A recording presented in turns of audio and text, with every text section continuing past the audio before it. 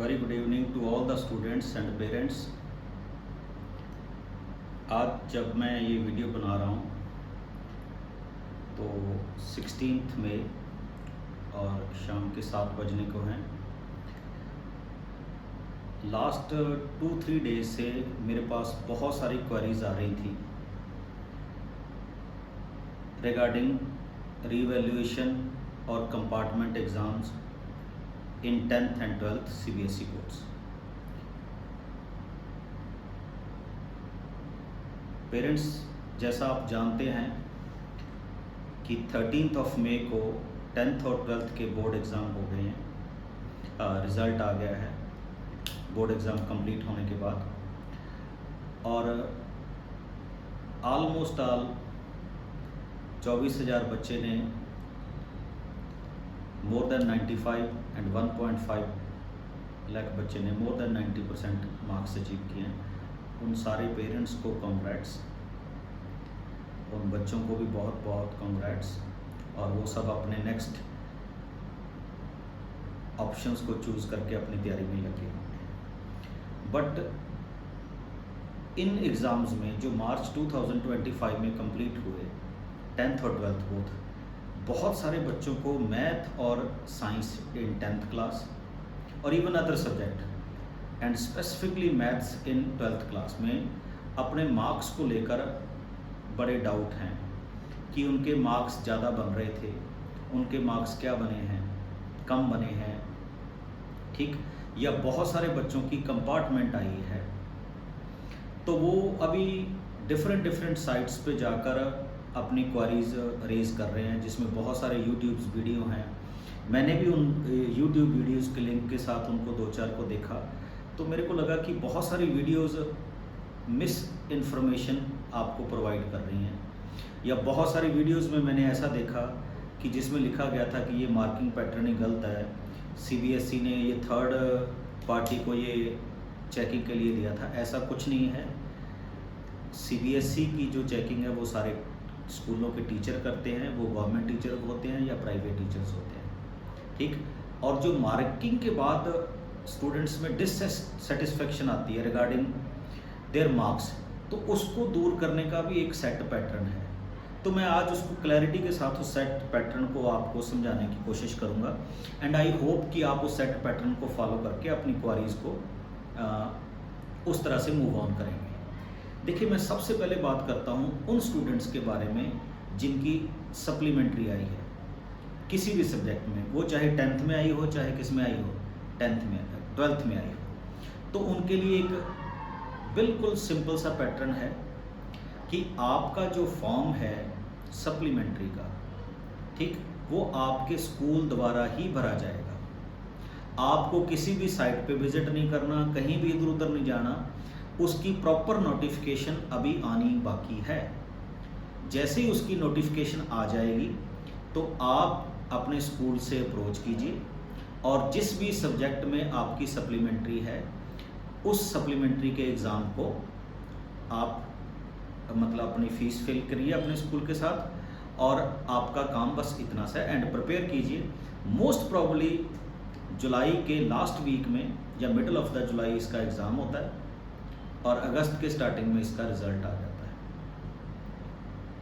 ये उन बच्चों के लिए है जिनकी सप्लीमेंट्री है। सप्लीमेंट्री वाला बच्चा साथ साथ में इम्प्रूवमेंट नहीं भर सकता, सिर्फ उसको अपनी सप्लीमेंट्री क्लियर करनी होती है इन एग्ज़ाम्स में, वो इम्प्रूवमेंट के लिए एलिजिबल नहीं होता। ये क्लियर कर लीजिए। दूसरी बात, अब जिन बच्चों ने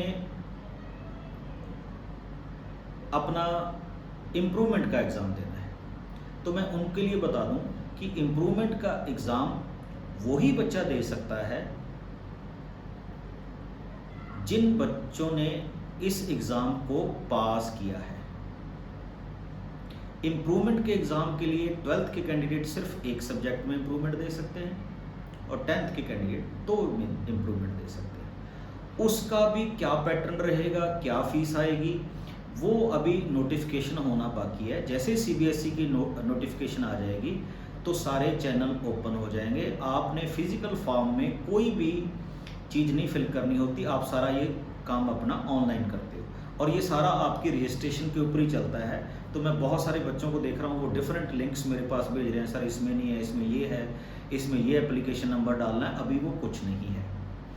दूसरी बात, जो बच्चे अपने मार्क्स की रीवैल्यूएशन करवाना चाहते हैं या जिनको लगता है कि उनके मार्क्स कम आए हैं तो उनको अपनी फ़ोटोकॉपी चेक करनी है, तो 2024 तक ये पैटर्न एक अलग तरह से चलता था कि पहले आप अप्लाई करते थे तो आपके मार्क्स की वेरिफिकेशन होती थी। वेरिफिकेशन का मतलब होता था कि आपके नंबर चेक किए जाते थे कि आपके नंबर कहीं गलत तो नहीं चढ़ गए, उनकी कोई टोटलिंग में मिस्टेक्स तो नहीं है, या अंदर से लेकर जब कॉपी के बाहर लेके आए पोस्टिंग में कोई दिक्कत तो नहीं है, उसको वेरिफिकेशन बोलते थे। तो आप पहले वेरिफिकेशन करवाते थे, फिर वेरिफिकेशन या रीवैल्यूएशन करवाते थे, फिर उसके बाद आपके पास एक पैटर्न होता था कि आप अपनी फ़ोटोकॉपी भी ले सकते थे। आप पहले आपको रीवैल्यूएशन के प्रोसेस में जाना पड़ता था, फिर आप शीट अपनी फोटोस्टेट कॉपी लेते थे फीस भर के, फिर आप रीवैल्यूएशन के लिए जाते थे। इस बार 2 मई 2025 को सीबीएसई ने एक नया सर्कुलर निकाला जिसमें इस प्रोसेस को चेंज कर दिया गया है। अब आप क्या करेंगे, ये जो वेरिफिकेशन का प्रोसेस स्टार्ट होता है ये रिजल्ट के 4 दिन बाद, यानी 13th को आपका रिजल्ट आया है तो प्रोबेबल 17 मई को ये प्रोसेस स्टार्ट हो जाएगा, जिसमें आप इस बार सबसे पहले अपनी कॉपी लेंगे। यानी आप जो फीस पे करेंगे वो आपको अपनी फ़ोटोकॉपी, ज़ीरोक्स कॉपी आपके पेपर की मिलेगी, जिसमें सारे आपके मार्क्स अवार्डेड होंगे। आप उसको चेक करेंगे, देखेंगे कि वाकई ही मेरे नंबर में कोई गलती है या मेरे नंबर में कोई कमी तो नहीं है, या मेरे नंबर में टोटलिंग की कोई मिस्टेक तो नहीं है, या मेरे नंबर जो बनते हैं वो उतने नहीं लगाए गए। तो उस कॉपी को लेने के बाद आप फिर सेकंड प्रोसेस करेंगे जिसको हम क्या बोलते हैं, रीवैल्यूएशन या वेरिफिकेशन। वेरिफिकेशन का मतलब अगर आपको लगता है आपकी कॉपी देखने के बाद कि आपके नंबर की टोटलिंग में कोई मिस्टेक है या किसी क्वेश्चन के आपके नंबर नहीं लगे तो आप उसके लिए अप्लाई करेंगे। अगर आप रीवैल्यूएशन करवाना चाहते हैं कि दोबारा से आपके पेपर को चेक किया जाए तो आप रीवैल्यूएशन के लिए अप्लाई करेंगे। तो इस बार का पैटर्न ये रहेगा कि पहले आपके पास कॉपियाँ आएंगी, वो आपकी मेल आईडी में ही आती हैं जो आप मेल आईडी प्रोवाइड करते हो, ठीक। उसको आप चेक करेंगे, अगर आपको लगता है कि some serious concern is there तो आप सेकंड स्टेप रीवैल्यूएशन या वेरिफिकेशन के लिए जाएंगे। अदरवाइज वो वहीं पे प्रोसेस क्या हो जाएगा, समाप्त हो जाएगा। और ये सारा कुछ आपके मेल के थ्रू और सीबीएसई के बीच में क्या होगा, कम्युनिकेशन होगा। तो आई होप कि आपकी बहुत सारी क्वेरीज दूर होंगी। तो किसी भी मिसलीडिंग साइट पे जाके या मिसलीडिंग लिंक पे जाके या ये फ़ीस रहेगी उस फीस की रहेगी उस पे मत जाइएगा। जैसे ही प्रॉपर सीबीएसई का नोटिफिकेशन आता है तो आपकी ये सारी जो क्वेरीज हैं वो क्लियर हो जाएंगी।